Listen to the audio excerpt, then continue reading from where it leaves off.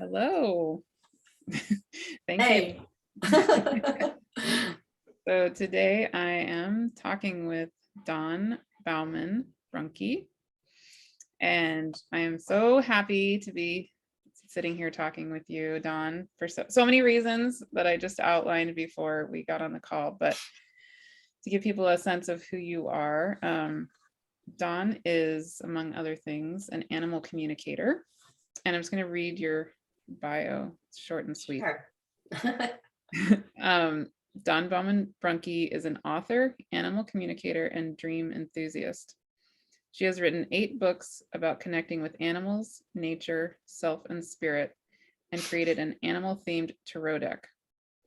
Her books include Animal Voices, Dreaming with Polar Bears, The Animal Wisdom Tarot, and Awakening the Ancient Power of Snake, which I have and I love, and we're going to be talking about today, among other things. And then, I mean, you have so many other books also, right? Not only those on that list. Quite a few. Yeah.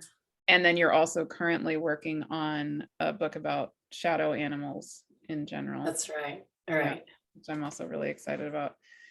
So just to give the general, to give people, to give those of you listening a sense of what we're going to be talking about today, in my mind, I would love to focus on 2 kind of general topics that they're interweave with each other. One is related to your book about snake and the connection of snake to the reemergence of the feminine, and also the connecting snake as a connector in ourselves between the feminine and the masculine and to all of life. That's my interpretation of what you have said. And then part 2 is, in general, your work with animal communication, because again, I feel like the whole process of communicating with animals is very tied to intuition and the re-emergence in ourselves of knowing that there are many ways of perceiving things, knowing things, having wisdom move through us, and feeling connected to life that cannot emerge just from our rational brain. Yeah. Right. Yeah, I agree with that for sure. Yeah. So we talked about maybe starting with the dream that you start this book with, which I love.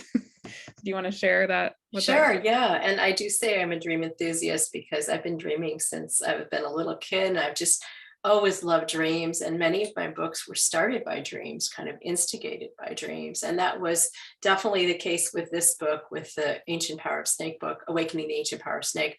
This happened several years ago, quite a few years ago, actually, I think 4 or 5.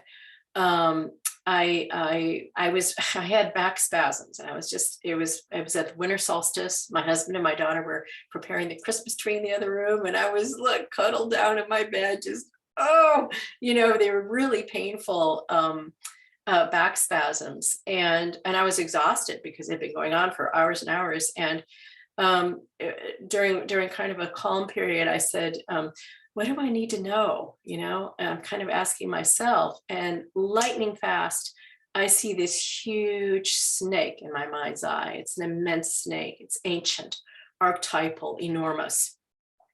And there's a part of me in my head going, oh, maybe I should be fearful. But what comes out of my mouth when I say it to the snake, and again, I'm kind of in like a lucid dreaming state, right? I'm not fully awake. I'm not fully dreaming. I say, how can I help you? And the snake tells me it has lost its tail. And by that, it means its tail has been separated from its body. And then I actually do kind of fall asleep, and I'm in a traditional dream, a real dream, where I'm in an older time and I'm with an old woman in a forest cabin, and we're sitting in front of the fire. We're both on these chairs, and we have snakes on our lap. They're medium-sized black snakes, and we're sewing. So we're going like this with a needle and thread, silver. I still remember, it was so clear, the silver glinting from the firelight. And we're just going up and down and moving, and we're sewing the snakes back together, the tails back onto the 2 snakes. She has one, I have one. We're in sync with that. And it's one of those dreams where you're just kind of, feeling the moment of it. There's no talking, there's no feeling. It was just a very deep kind of feeling dream. And then I kind of wake up, I'm back in my bed. And again, I'm in that in between state, huh? And I see a smaller snake now in my mind's eye. It's small, silvery gray, and it's coiled at the spine, at my spine. And so I'm saying, oh, is that who you are? I'm thinking Kundalini at this point. So I'm thinking, and for those who don't know, Kundalini is an Eastern way of looking at kind of the coiled energy at the base of your spine that later opens up to awakening to the crown chakra. And the snake in the dream tells me it's many things, and it shares this panorama of its association with humans throughout the ages. So it's a creator deity. It's an advisor to gods and goddesses. It's an advisor and mentor to royalty. It has to do with healing. It guards ancient wisdom. I mean, this is just like, again, it's not being told to me, it's just being showed to me of this huge panorama of the many ways we interact with snake throughout the ages.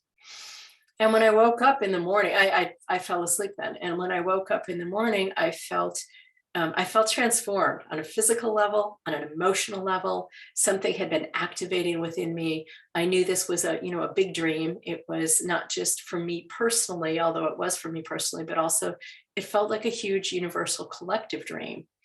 And I had a lot of questions, why had snake lost its tail, and why was it telling me about that? Why was I sewing snake back together? What's that huge panorama that we've disconnected from, huh? The humanity, we don't really ordinarily think of snake as a guardian or as an advisor, huh?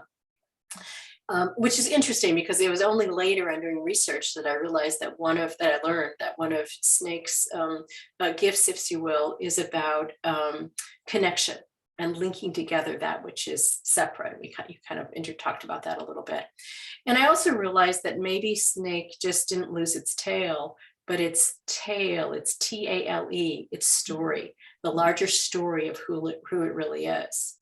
And so that's what this book became. It became about a 1.5 years research and study about snake in all its forms, literal as well as metaphorical, as a healer, as a protector, as an animal that has been gone from, kind of being worshipped and venerated to being shunned and disliked, and in some cases hated and feared.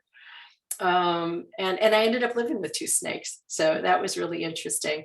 And I also think now looking back, I think this book was very timely because I think it also speaks to our current time, this current, cultural divide, and the transformation that's necessary if we're really going to survive as a species, because, we're in crazy time right now.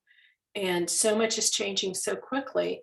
And that really is one of Snake's gifts, is to bring together the extremes and to help us harmonize and bring together, as you said before, not just, our rational and intuitive mind, but also our sacred masculine and sacred feminine, and to kind of, as you say, come up the spine and bring together in alignment our chakras, our energy systems, and really help activate us to help remember who we really are. Yeah. So it's a huge teaching. It's a huge, I think Snake is an incredible animal teacher for us, and really speaks to right now where we are at this point in our evolution. And just to add, one of the many things that jumped out at me when I was going through your snake book, which is so beautifully written, wow, was at one point you talk about the connection of snake to Hygeia, the goddess, and how snake and the wisdom of Hygeia remind us that poison can be medicine in the right form and with the right intention, and used very carefully, right? Yeah. That hit me. Yeah. Well, I mean, and a lot of people don't know that snake venom is used in a number of our medicines, and it's very disparate. I mean, it's very a snake as a let's say snake spirit has so many different variations. There's about excuse me, 3,000 different species of snakes that we know of so far. Mhm. But snake venom, some snake venom is, it causes blood to clot. And some snake venom causes in humans snake to hemorrhage, causes our blood to, so snake venom has been used since ancient times. It's been used in homeopathy. It's been used in ancient Chinese medicine. And even now there is different, especially people with heart problems might be surprised to know that some of the medicines incorporate either synthetic or real snake venom in the medicine that they're taking to help their hearts, to help their blood flow, or to, calm their hearts, whatever it is, whatever you need. So you're right. It's snake venom or toxins can be, used for healing or for harming. And that's one aspect of snake too, it just expands, and it covers such an expanse, is how I should say it, right? Of energies. And that speaks to alignment. How aligned are we? And if we're not in alignment, if we're out of balance, then one side or the other can be problematic for us, because we're always trying to balance those two, whereas alignment keeps us in the snake, in that undulating mode of alignment within ourselves, with the earth, and with spirit, and with each other. Mm-hmm. Yeah. Yeah, and there's so many directions we could go with this. I'm trying to just tune in to what wants to come next, but one of the things coming to me is excuse me. About a year ago, I wrote an article about my grandmother, actually prompted by, you live in Alaska, and this article was actually prompted by a conversation I had with my aunt, who lives pretty near you in Alaska. That's kind of cool. Anyway, my aunt mentioned to me, long story short, something about her mother, my grandmother. And so, I've, for the past 25 years, had a lot of these, I guess you could say, spiritual awakening ability experiences, right? And most of my family, well, my entire family is very accepting of it and unconditionally loving of me, but not necessarily sharing those experiences. And so my aunt said to me one time, I think my mother, meaning my grandmother, could see things the way you do. And my grandmother's father, so my great grandfather, immigrated from Scotland. And there's this talk about in my Scottish heritage, the women having second sight, quote unquote, right? But my grandmother was a typical good, quote unquote, good housewife in Idaho. She grew up in Minnesota on a farm and all that kind of thing. And so she was a mom to 4 kids in the 1950s in the Midwest. So she was trained to be in her rational mind. She got a master's degree, which is radical at that time. Her husband, my grandfather, got a PhD. So it's very, very highly educated and all that kind of thing. But my aunt was saying to me, yeah, I think that she had this kind of other way of knowing things, but she wasn't able to express it. Mm-hmm. And she died a couple months before I was born in 1976. So I never personally knew her, but when my aunt said this, I started to cry. And, it still almost makes me cry, because I think a lot of what touches me in your work is exactly this, that there are these other ways of knowing that I think are very natural to us, mm-hmm. and are needed in our world, that we can only get so far with our brain, and then our world needs solutions that are going to come through us in these other ways that our education system doesn't train us to do, and or even tells us are strange or we shouldn't go there, right? Yeah. So I think of your work, and when you talk a lot about when you open to the medicine of animals in general, you'll have things come through you that your mind would never have thought of, even your imagination would never have thought of. Mm-hmm. Just very, very similar to what I experience, and when I channel my books, and when just all kinds of experiences that are similar. Mm-hmm. I don't know if you have any thoughts on. Well, yeah, I do have a lot of thoughts on that. So yeah, I mean, I agree with you. It's there is a part of us, our intuitive side, you could say, which I think has been denigrated just in general, kind of. We say things like, "Oh, it's only a dream," or "Oh, that's only your imagination." And sometimes when we know things that come in, we're like, "Oh, that's so weird." So we don't really have in general, a good natural connection with our intuition, with our intuitive side, which is a feminine side, huh? With this other way of knowing. Animal communication, I always tell people, I think it's a great practice to reconnect with ourselves and to balance. And really, this also speaks to snake as a balancer. I think to do good animal communication work, you need to be able to open up yourself. You need to get down to kind of be very honest with really who you are, with what your abilities are. You need to be able to quiet that rational mind so that you can tune in at deeper levels and open up to animals, connecting with them. And you can do it with mountains and clouds. And I mean, it's how open are you? That's the question, right? To who you can connect with. Um, and when you're in that space, I always feel like it's a different space. Sometimes I'm looking off to the side. I notice when I'm doing Zoom talks with people, because I'm tuning in, right? And so I'm in this other space, and then I'm translating. I'm bringing it back so I'm feeling the animal's feelings, their thoughts, their emotions, and then I'm translating, bringing that back into English, which is more on the rational side. I'm looking for the best words. I'm looking for how to communicate this to the person so that they're going to understand this. Sometimes it's a little bit of detective work, because you're feeling something. You may be feeling something from an animal, and you feel it in your body, and you have to know how do I express this. So I think animal communication in that sense is a great balancing act of the intuitive and rational mind, the two sides, the left and right hemisphere of the brain. It helps us learn how to, there's the corpus callosum that kind of connects those two in the brain. And it helps us, I think, dance lightly on the corpus callosum and have a foot in both worlds and kind of bring them together. And I would say the same for dreams, because dreams, I think, speak to the same thing, where we're in this other world. We're seeing things symbolically, metaphorically, sometimes sometimes they're very physical oriented. They look like our waking world. Sometimes they're fantastical. And then on waking, we're bringing that back into our waking ordinary consciousness. So again, it's a dance. It's bringing those two in balance. And actually, when you think about it, I think that's what's needed right now, is a return to learning how to balance all of those aspects within ourselves. It's not that one is bad and one is good. We need our rational self, but I would say we also need our intuitive self. And when you have both together, then you're living like a more awakened human being, huh? Because you're really just,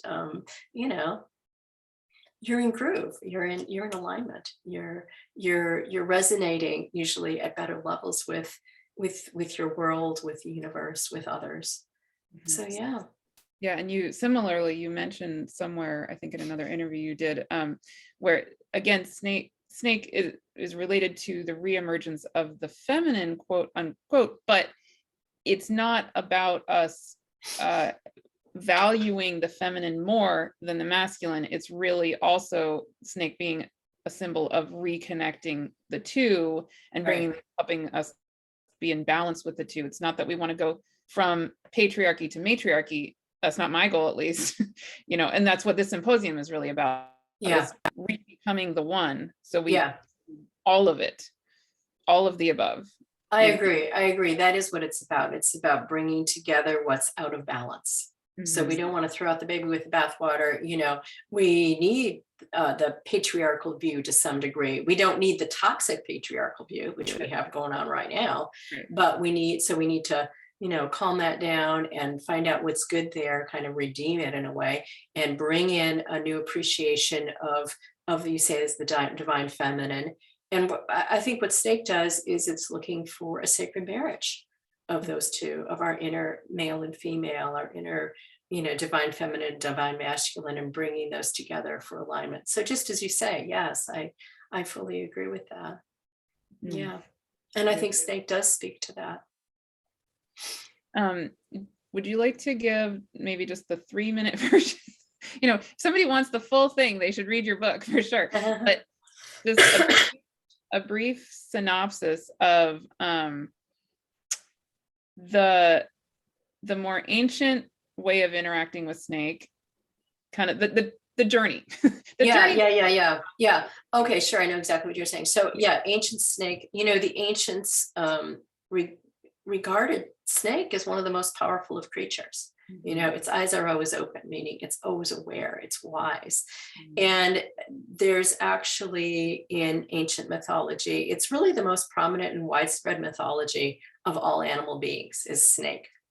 And it's an earliest incarnation. If you look back through the myths, which I spent a lot of time doing, so interesting, cross-culturally, not just in Western, world, but cross-culturally,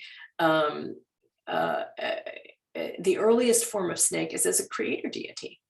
So you see in Africa, you have this immense snake. I can't recall its name at the time, but it creates the stars and the planets from its 7,000 coils. In Mesoamerica, you have snake overseeing, the forces of nature and bringing humans into being.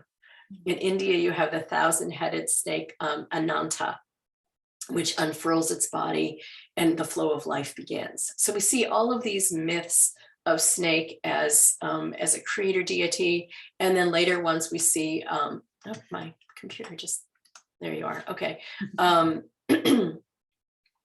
In later myths, we see snake as a guardian, as a mentor to gods and goddesses, to royalty. It's shown, there's a great image in the book of it wrapped around the cosmic egg of the earth.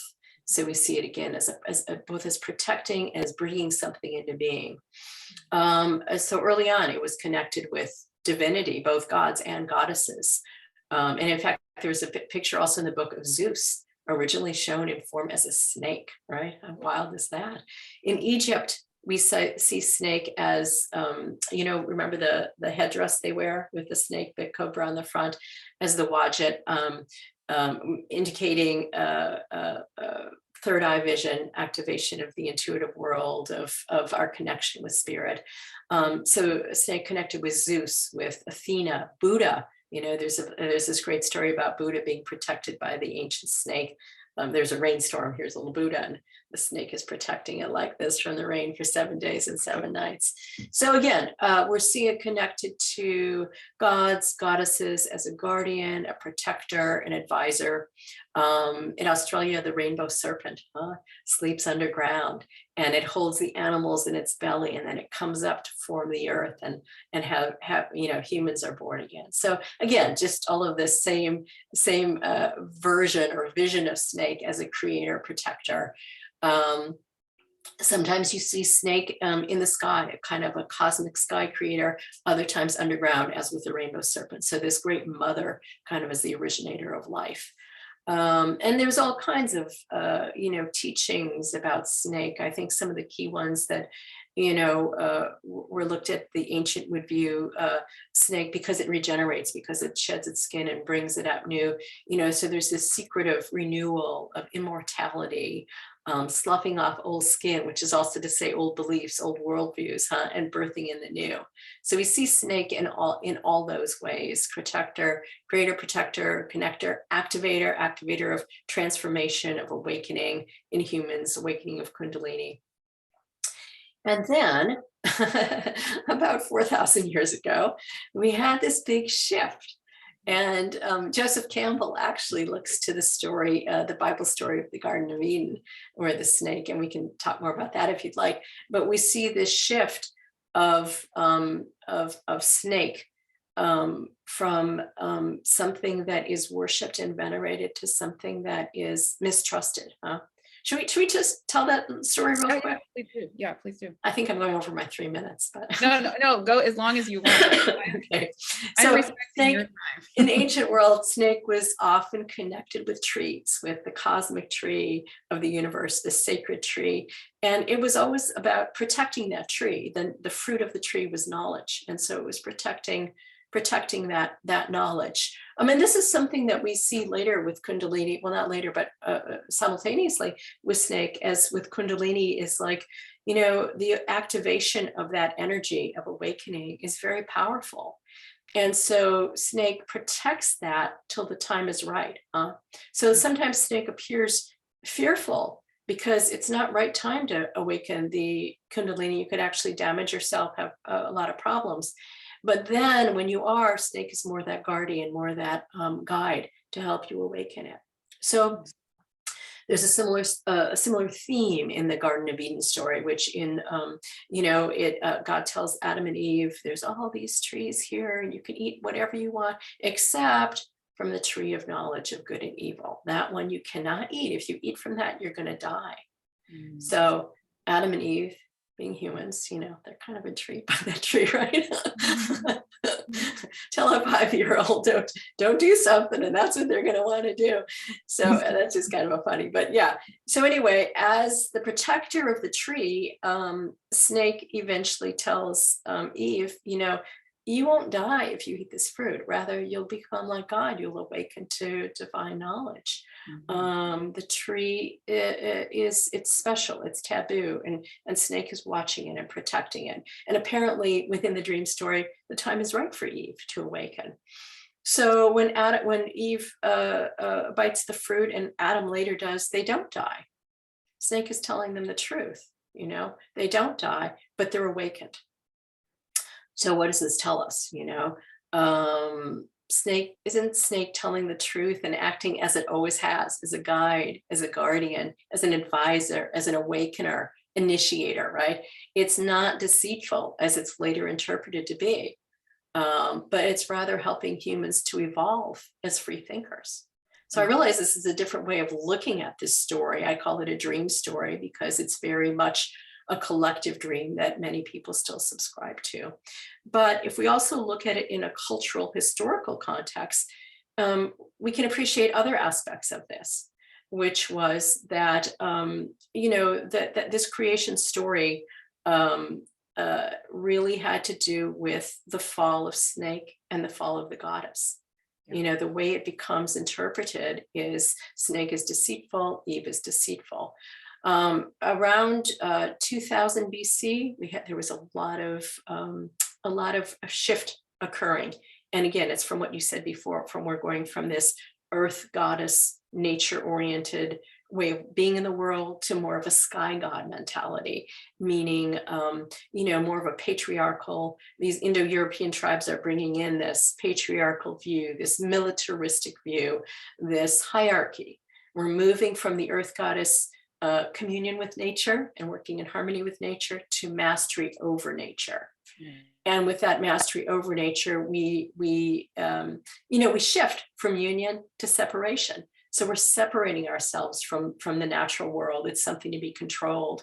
And that's what then the hierarchy brings in, a whole a system of hierarchies, God at the top, man, then women, then animals, children, so you have this whole, again, mastery over this inequality. It's not about working in union. It's about separation, polarization. The book of Genesis was written in about 1500 BC, give or take, by men that they had, in my opinion, a toxic patriarchal agenda. It was about discrediting the goddess in order that the sky god can be instilled or installed, as the new overseer. And the whole story was brilliant in the sense that it creates this foundational narrative of why we can't trust Eve or the goddess, why we can't trust Snake, why women are less than, why animals are less than. And what this brings about is a whole shift of mythology from Snake, and a focus of mythology from Snake being that creator, protector, deity. We kind of almost forgot to that, where Snake now becomes, in the later myths, a demon, something that has to be killed by the hero god, something that has to be trampled upon, something that is, demeaning. So as the goddess is kind of stripped of her rights, so is Snake, Snake has lost its tail. Its true tale, its true story of who it really is. And I think we're still there today. We're still in this, we're in a chaos right now, but we're still, and maybe that was precipitated by the toxicity of our disconnection from the earth, from each other, from the divine. And so that's the evolution of that. Yeah. Yeah. Joseph Campbell, I think I'm not sure if I said this, but he really saw that as the main turning point, that Garden of Eden story, the main turning point in snake mythology. Wow. And I would say goddess mythology too. Yeah. Well, and I know you're very good friends with Heather Ensworth, Yeah. who in her talk in this symposium, of course, everything she talked about is so in line with everything you're talking about, not surprisingly. But she gave an overview of her sense of the processional ages, and so in particular, we talked about the age of Taurus moving into the age of Aries, moving into the age of Pisces, and then us now transitioning into the age of Aquarius. Yeah. And us hanging on to some of the toxic aspects or the imbalanced aspects of the age of Aries, and then the sub age of Virgo in the age of Pisces, and how we're still dealing with that toxic stuff now. Mm-hmm. Yeah. I mean, and that's really speaks to, I mean, just snake's ability to shed its skin comes to mind is really a great metaphor of, I think, what's being asked of us is to shed our old, outdated ways of being, ways that no longer serve, ways that no longer, that are small-minded or limited in their beliefs, and really, really shedding that so that we can come out new and bring forth a new creation. Yeah. And that reminds me of two things that I've heard you say. One is the process I've heard you describe of what it's like when a snake is about to shed its skin, right? And I would love to hear you describe that, because a lot of astrologers talk about us being like Pluto being at the end of the sign of Capricorn, and Pluto, the archetype of Pluto often is associated with the experience of a caterpillar turning to goop inside of a chrysalis and then becoming a butterfly. And the way you describe a snake being about to shed its skin seems like there's a major parallel to that experience of that's a really good point. I'm really glad you brought that up. And I mean, when we had two snakes, we had a corn snake named Koloe and a boa constrictor named Carl, and they're different temperaments of snakes. So, but I got to watch them shed a lot of different times in a lot of different environments. And what a snake does in general, again, I'm not speaking for all snakes, but in general, they go, when they're about ready to shed, they kind of go into a period of dormancy. They're not moving around much. They don't really want to be held. Their skin, their scales turn opaque, pale, very pale. Their eyes go pale for a day or two. And all of that is the scales are getting ready to shed. And so they're in this space of, maybe it doesn't look like things are happening, but deep down, I'm getting ready to be a new snake, right? And then when they're ready, then it's this takes usually about a week, really, from when you see the first change of the scales of the color. And then there's a day or two with the eyes, and then another day. They don't want to eat during this time either.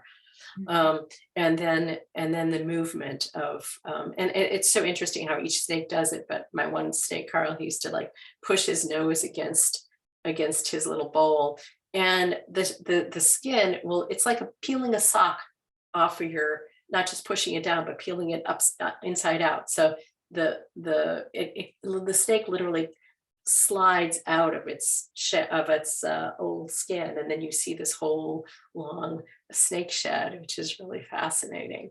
Yeah.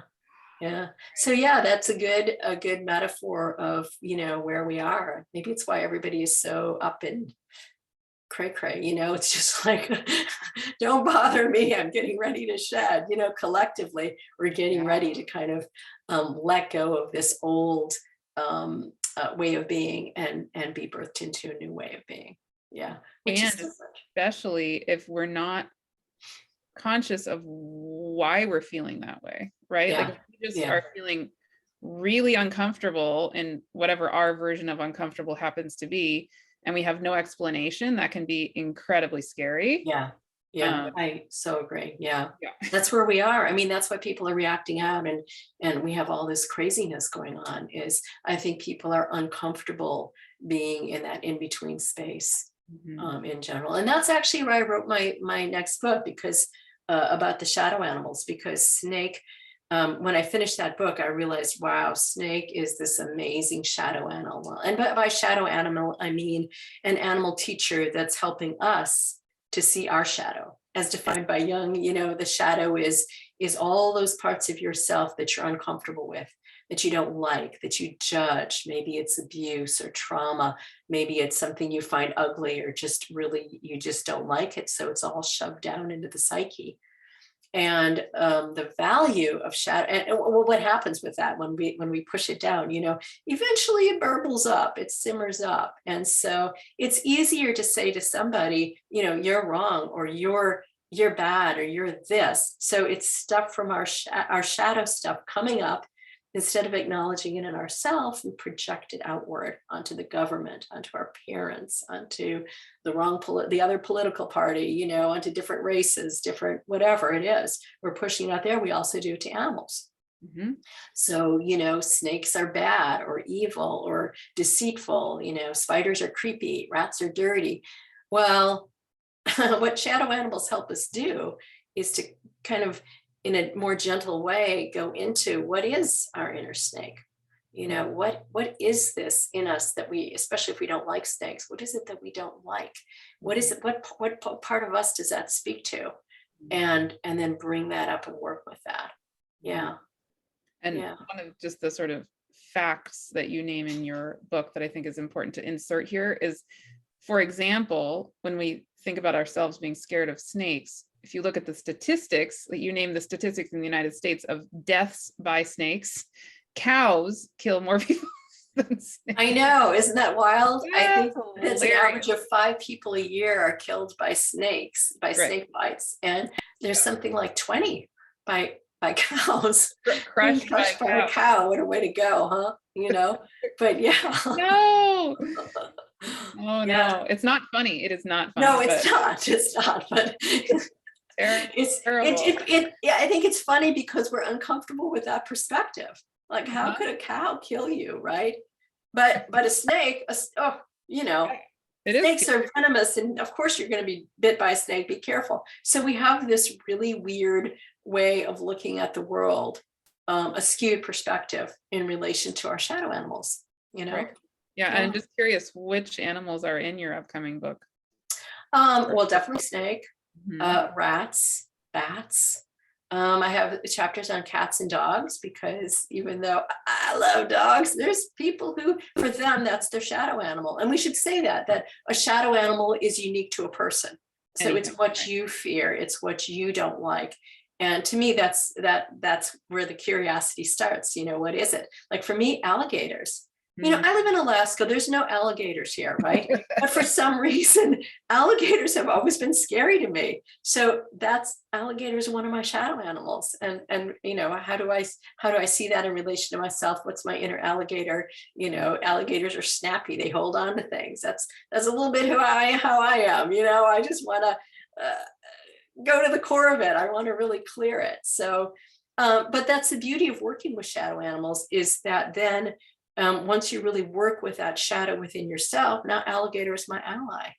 It's very helpful for me to have alligator as that teacher, because I don't let go of things. So I want to follow, if something comes up and it's confusing to me, I want to research it until I really understand it. By research, I mean both, in books, on the internet, but also within myself. So I want to meditate on that. I want to really grok what that is in me that's triggering that fear, or that sense of uncomfortability. So I think, let's just bring this back to where we are in the world.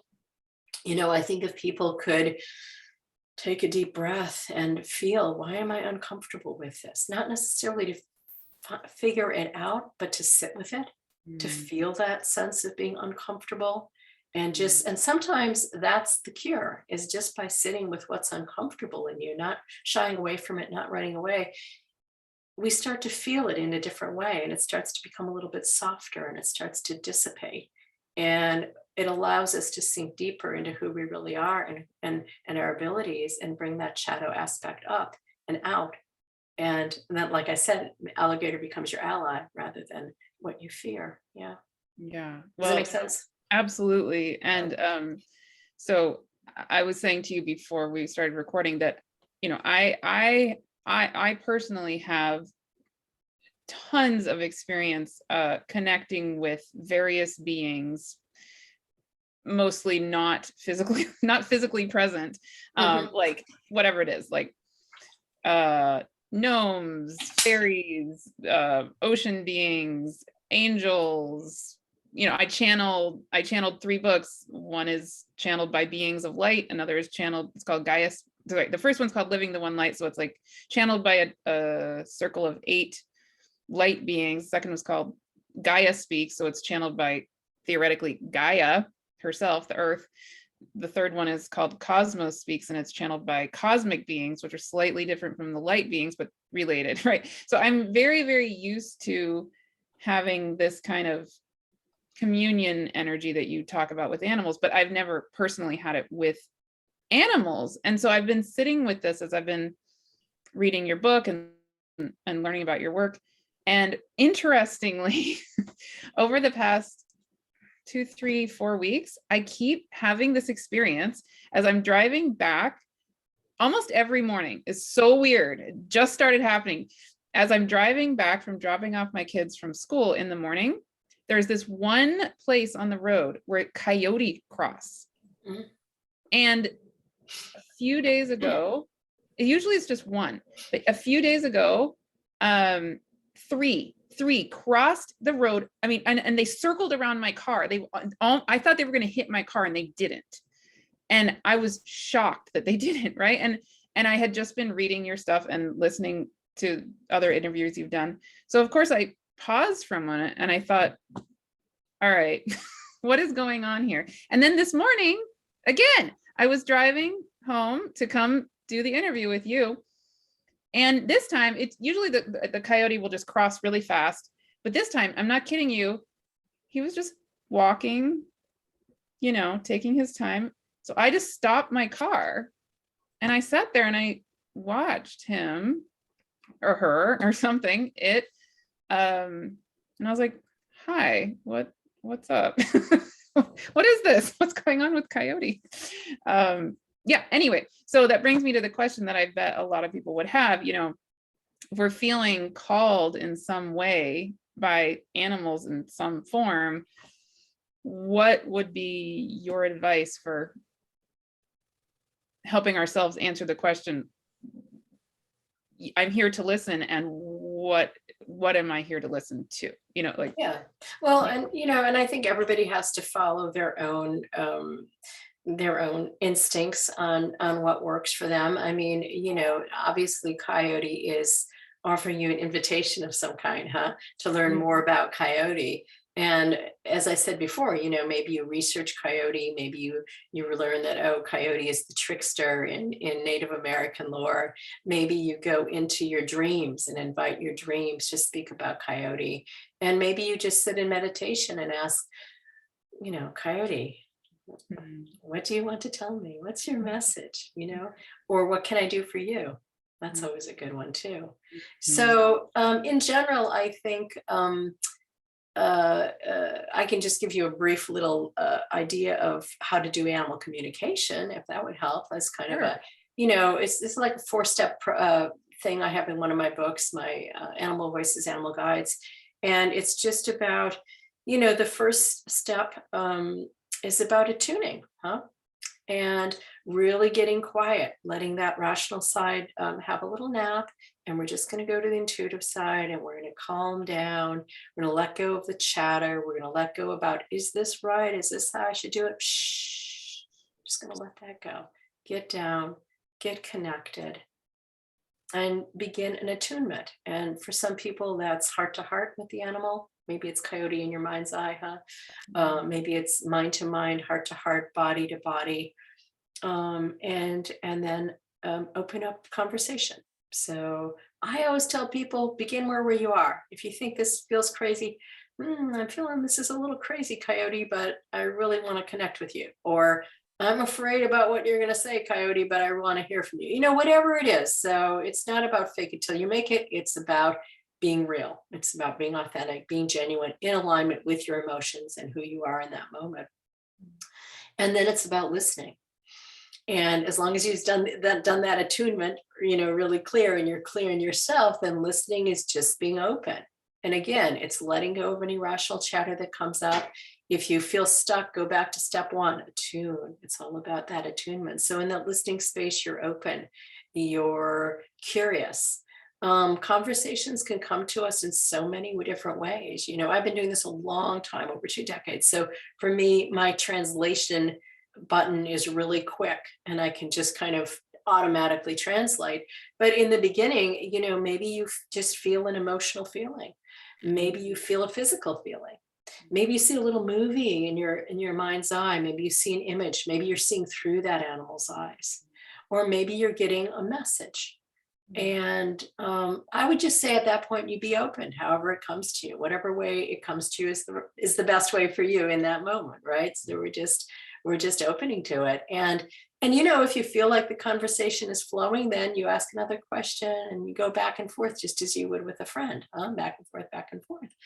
And then and this the last step I feel is important for people to know is about giving thanks for the conversation, thanking ourselves for being open, thanking the animal for participating, and then letting go. So we're kind of like closing that energy so we don't have weird lingering energy or connections like that. You can make plans to talk again. It's not to say that but you're hanging up the phone, right? You're saying thank you, hanging up the phone, so you're clear in your own boundaries, and that animal has theirs. And it's like with a friend when you end a conversation well, goodbye and it's good, where it's not lingering stuff. So that's an important thing, I think, too. And that's just a 4-step little thing.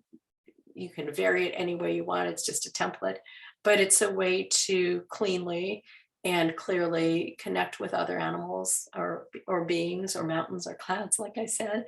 And then after you disconnect, I would say also jot it down. That's really helpful. It's like having a dream journal, huh? You want to kind of bring that conversation, bring the gist of what happened into your everyday life by jotting it down, or if you're an artist, by sketching it, whatever you're called to do, but in some way bringing it into ordinary everyday reality and anchoring it there so that you have something to build on in the future. And it reminds you, oh, I was able to do that, huh? Good job. Yeah. And when I just very briefly, I haven't like sat with this yet, but when I did attempt to sort of go into it, what I was feeling surprised me, of course, right? It was like the sense of, it wasn't just that I went and communed with that coyote from this morning. It was like I suddenly was in a web of connections between the coyotes, multiple coyotes, and the earth, and just kind of like a web of life feeling. Like, so it suddenly was like, oh wow, there's a consciousness that exists, whether or not with this coyote, but just in life, of going through the world, going through life, that's not just a me, my identity, who I am, what I'm seeing. It was this constant connection of everything. And it reminded me actually of what you say in your book about snake being so low to the ground that it's going to feel the vibrations of the earth, right? So it's like this other way of wisdom, this other version of wisdom, that's a constant awareness of the web of things moving, as opposed to definitely yeah. Like I said before, it's as open as we are, how we perceive things and what we connect to. And there's so many different levels. Even just connecting with a dog, you might be connecting with your dog, your physical dog, and then the conversation kind of opens and you're talking with spirit of dog or the species of dog, so a larger aspect of dog. And maybe it's connected with other beings too. So it's very open. Yeah. Beautiful. It's as open as we are. It really is. Yeah. And again, it just brings me back to kind of what we said in the beginning, or various points about, I really feel like, again, our world is in this transition time. It is in a lot of ways in crisis. And and we need solutions. We need wisdom that's going to come through us, ideally, and probably won't only come through our mind. Right, right. So it's Yeah. just such a gift to. It is, and I think it's just a reminder of how important our deep self is. And if every day you can spend just time when the world is crazy, it constantly is, but when you get triggered by it, is just taking refuge in that deep self and kind of staying in that center of the wheel and drawing strength from there, from the earth, from the core of the earth, from our connection with animals, from whatever speaks to us. Yeah. Beautiful.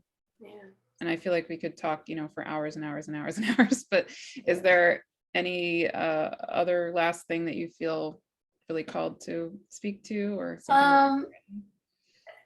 Not so much. I mean, I think that really centering ourselves, learning how to listen calmly to others, especially to beliefs we don't necessarily agree with, is just, that's a great little spiritual practice to do.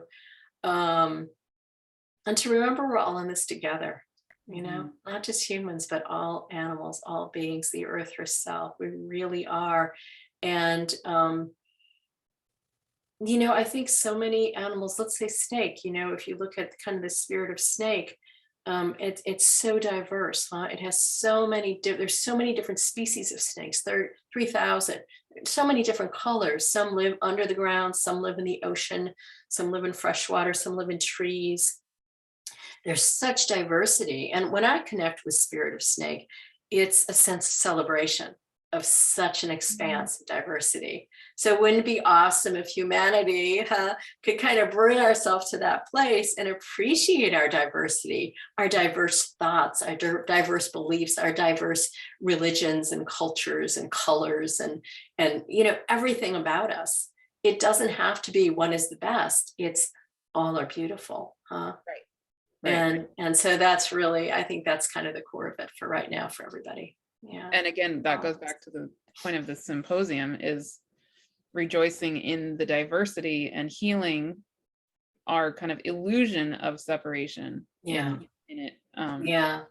That we can be incredibly beautifully different, and yet we're all one together. Yeah. Oh, that's perfect. Wow. Wonderful. So in terms of people connecting with you, your books, your work, do you want to explain what you do, what you offer in the world? Sure. Yeah. Well, I do. I'm primarily an author, so I do have some part of my days, my special time for writing, but I also do animal communication sessions, animal talks, which is connect by Zoom. And, I connect with your animal and help translate and help facilitate understanding between human and animal. I also do tarot readings, which I love doing. And that's just, for humans who are confused about something or have questions or, want to go deeper into that. And you can find me at my website, animalvoices.net. I have a lot of excerpts from my books. So if you're interested in a book, you can read different chapters and before you buy, if you want to buy, that'd be great. My publisher and I thank you. Huh?